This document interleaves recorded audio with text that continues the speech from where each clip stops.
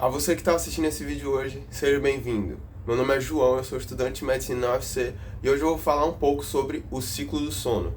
Para que a gente possa entender o sono, a gente vai dar uma olhada nas teorias do sono, nas áreas do encéfalo que provocam o estado sonífero, nas substâncias químicas que essas áreas produzem para induzir o sono. A gente também vai dar uma olhada em quais são os estados do sono e quais são os efeitos fisiológicos do sono no organismo.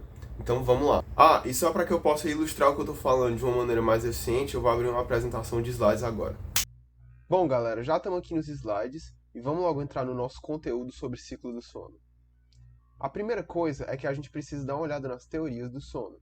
A gente tem a teoria evolutiva, a teoria passiva e a teoria ativa. A teoria evolutiva é mais uma análise teleológica dos motivos do porquê o sono existe. Teleologia significa a razão de algo ser do jeito que é.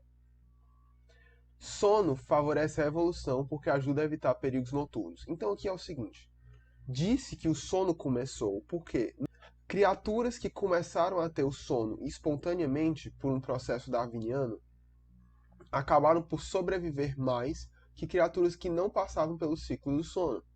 Portanto, os genes dessas criaturas que desenvolveram o sono aleatoriamente acabaram por ser passados para as próximas gerações de indivíduos e essa característica foi ficando. Como a maioria dos animais hoje em dia tem o sono como uma das características fundamentais da sua fisiologia, isso significa que a teoria evolutiva é provavelmente bem válida.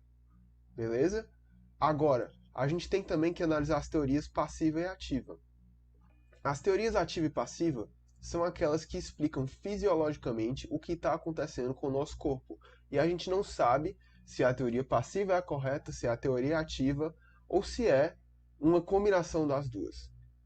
A teoria passiva diz que o sono acontece porque, fisiologicamente, o sistema ativador reticular ascendente está em fadiga. A gente está tentando ativar o nosso cérebro constantemente, o nosso encéfalo, o nosso córtex, só que uma hora a gente cansa. É isso que essa teoria está dizendo. A teoria ativa já diz outra coisa. Ela diz que o sono acontece porque centros inibitórios, de propósito, induzem que a gente adormeça, induzem que o nosso encéfalo entre em um estado dormente.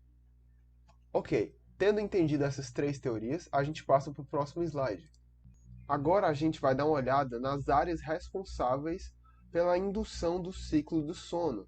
A gente vai ter os núcleos da RAF, o núcleo supraquiasmático do hipotálamo, o tálamo em si, a ponte encefálica e a glândula pineal. Vamos em frente. Outra coisa que a gente tem que ver são os químicos envolvidos na produção do ciclo do sono. A gente tem melatonina, que é o mais conhecido de longe, a adenosina, que é fabricada durante o metabolismo de glicogênio no cérebro. Ter um marcador do quão cansado a gente está é fundamental, e é isso que é a adenosina. A serotonina, ela é responsável não apenas pela vigília, como também pelo sono, então é importante colocar ela aqui.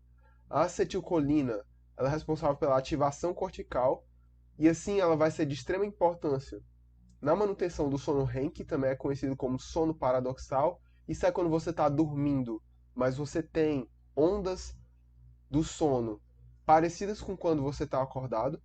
A gente também pode falar um pouquinho sobre a melatonina em si, que é um hormônio produzido pela glândula pineal na ausência de luz, e ela faz com que o indivíduo transite entre o estado de alerta e o estado de sono não REM, bem como transite entre o estado de sono não REM até o estado de sono REM, ou seja, ela é importante nas transições entre as fases do ciclo do sono. Além disso, a gente vai falar um pouquinho sobre o GABA, que também pode ser chamado de ácido gama-aminobutírico. Ele é um neurotransmissor de caráter inibitório e ele funciona diminuindo, basicamente, a atividade do sistema nervoso central, o SNC.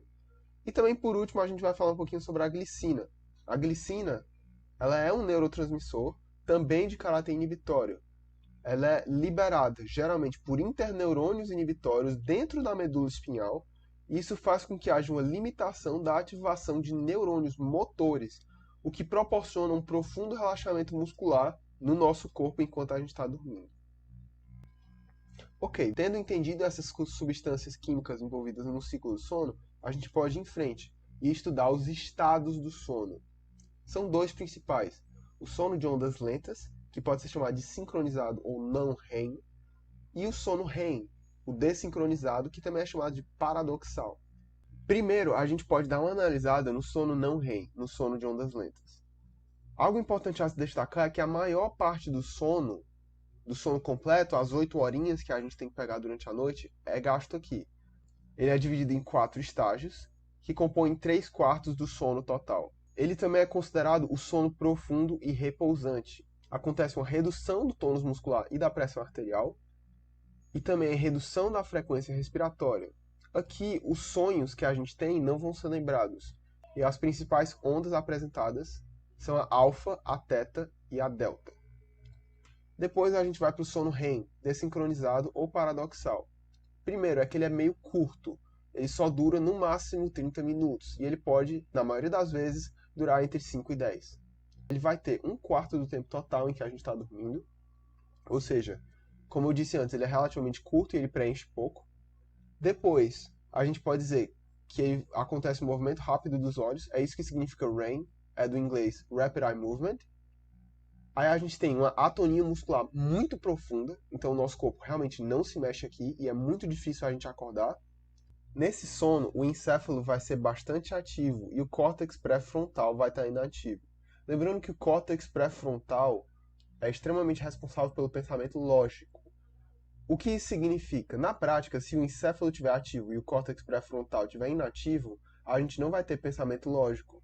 Os sonhos vão ser completamente ilógicos. Esse é o estado do sono em que você tem aquelas coisas completamente doidas acontecendo na sua cabeça. E você também não vai conseguir lembrar direito. Mas você vai conseguir lembrar melhor do que os sonhos que você teve no sono não REM. Além disso, é importante destacar que isso aqui são ondas beta, ok? Beleza, vamos em frente. Depois, vamos dar uma olhada nos efeitos fisiológicos do sono. Ele reestabelece o equilíbrio entre os neurônios, faz uma manutenção da cognição e da memória, é vital para o sistema imunológico e regula o sistema endócrino. Isso significa que, no geral, você não consegue ficar sem sono. Você precisa do sono. Ele é absolutamente vital para o bom funcionamento do nosso organismo. Você não vai conseguir aprender se você não estiver dormindo direito, porque o sono faz manutenção da cognição e da memória. Você não vai conseguir descansar bem e se manter energizado durante o dia se você não ter um bom sono, porque ele restabelece o equilíbrio entre os neurônios. Você vai ter uma imunidade baixa se você não dormir direito, porque ele é vital para o sistema imunológico. E você vai ter seus hormônios todos desregulados se você não tiver um bom sono, já que o sistema endócrino recebe regulação fundamental do sono. Vamos em frente. Aqui vem uma recomendação de leitura, O Porquê Nós Dormimos. Esse livro aqui foi escrito pelo Matthew Walker, que é esse cara que está dando essa apresentação. Ele é um cientista do sono e ele ajuda a gente a entender o quão fundamental é o sono na nossa vida, bem como ele fala sobre muitos estudos e de maneira lúdica convence a gente a levar o nosso sono de maneira mais séria. Ok, dada essa recomendação, eu acho que era isso que eu tinha para dizer. Só queria agradecer por você ter assistido até aqui e dizer que se esse conteúdo foi útil para você, considere deixar um like e se inscrever aqui no canal, ok? Um abraço!